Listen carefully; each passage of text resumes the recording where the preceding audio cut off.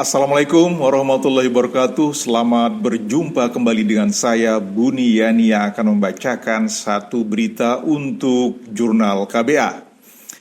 Pemerintahan Presiden Prabowo terlihat kurang serius dalam mengupayakan kesejahteraan dan kemakmuran bagi seluruh rakyat. Sudah mendekati setahun berjalan, belum terlihat peningkatan, malah kesejahteraan makin suram. Hidup rakyat makin susah dan harga-harga barang masih tinggi dan masih banyak masyarakat dalam kategori miskin. Pengamat ekonomi dan sosial senior dari UI Watch, Hasril Hasan menyatakan hal itu kepada KBA News belum lama ini menyoroti kinerja pemerintahan Prabowo yang sudah berjalan hampir 10 bulan. Hampir tidak ada yang dilakukan bagi kesejahteraan rakyat. Presiden terlalu sering ke luar negeri. Dalam 2 bulan ini saja sudah 4 kali, yaitu ke Rusia, Malaysia, Arab Saudi, dan Brazil. Dalam hal kunjungan ke luar negeri, kita patut acungi jempol, kata alumni Fakultas Ekonomi UI tahun 1967 itu. Prabowo sangat getol memperjuangkan program makan bergizi gratis yang memang merupakan janji kampanyenya. Tetapi program itu tidak berjalan mulus dan dana yang dikeluarkan terlalu besar. Begitu banyak laporan bahwa program itu tidak sempurna.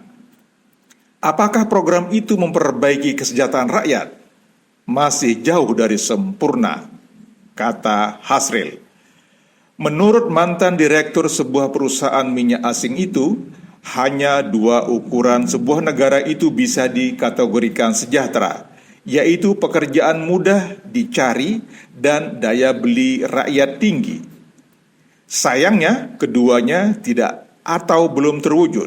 Pengangguran di mana-mana dan harga barang pokok susah untuk dibeli, tambahnya. Itu artinya, kesejahteraan dan kemakmuran masih jauh bagi sebagian besar rakyat Indonesia. Dalam kampanye Pilpresnya, Prabowo menjanjikan bahwa semuanya akan dinikmati secara gratis oleh rakyat, seperti pendidikan dasar hingga perguruan tinggi, layanan kesehatan, layanan sosial, dan transportasi. Dia juga menjanjikan bahan pokok murah, sanitasi bagus, dan kota-kota di seluruh Indonesia ramah bagi orang miskin. Nyatanya apa? Mungkin dia bisa berkilah bahwa dibutuhkan waktu untuk mempersiapkan semua itu. Masalahnya tidak terlihat tanda-tanda adanya persiapan. Dia malah mempersiapkan yang lain, yaitu Badan Pengelola Investasi, BPI dan Antara, yang tidak pernah diucapkannya dalam janji kampanyenya. Kenapa itu dulu yang dia urus? Tentu menyangkut duit yang sangat besar, yaitu 14.000 triliun atau 14 kuadriliun. Duit sebesar itu tentunya akan sangat berarti bagi diri dan partainya, kata Hasril sambil tertawa. Indonesia saat ini disoroti oleh Bank Dunia sebagai negara 10 terbesar dalam jumlah orang miskin. Ini tentu menyedihkan. Tetapi upaya pemberantasan kemiskinan kurang terlihat. Elit pemerintahan dan DPR sibuk dengan urusan pribadi, kelompok, dan partainya saja. Sementara hidup rakyat makin susah dan menuju negara gagal.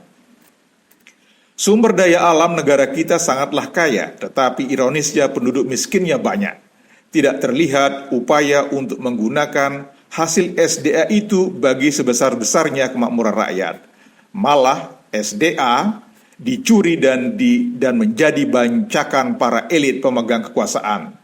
Pertambangan kita dibagi-bagi seperti membagi kue di antara mereka saja. Eksploitasi dan eksplorasi nikel besar-besaran terjadi di Sulawesi dan Maluku. Ironisnya, hasil nikel itu tidak masuk ke kas negara. Sebelum wafatnya, ahli ekonomi dari UI Faisal Basri menyatakan ekspor nikel ke Cina dilakukan diam-diam di mana negara tidak dapat apa-apa.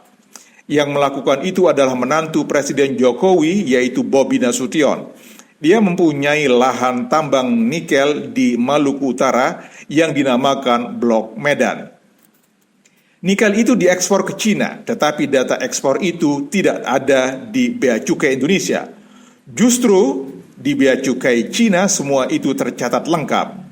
Benar-benar permainan jahat dan gila, kata Hasril menggelengkan kepala. Dia mengharapkan pemerintahan Prabowo mempunyai roadmap atau peta jalan bagaimana ekonomi dijalankan dan dikelola secara baik dan benar, sehingga bisa memenuhi amanat para pendiri negara yang dituangkan ke dalam konstitusi. Bahwa tujuan berdirinya negara pada tahun 1945 antara lain adalah memajukan kesejahteraan umum dan mencerdaskan kehidupan bangsa. Sudah jelang 80 tahun kita merdeka, cita-cita konstitusi itu jangankan tercapai, malah makin jauh dari kenyataan.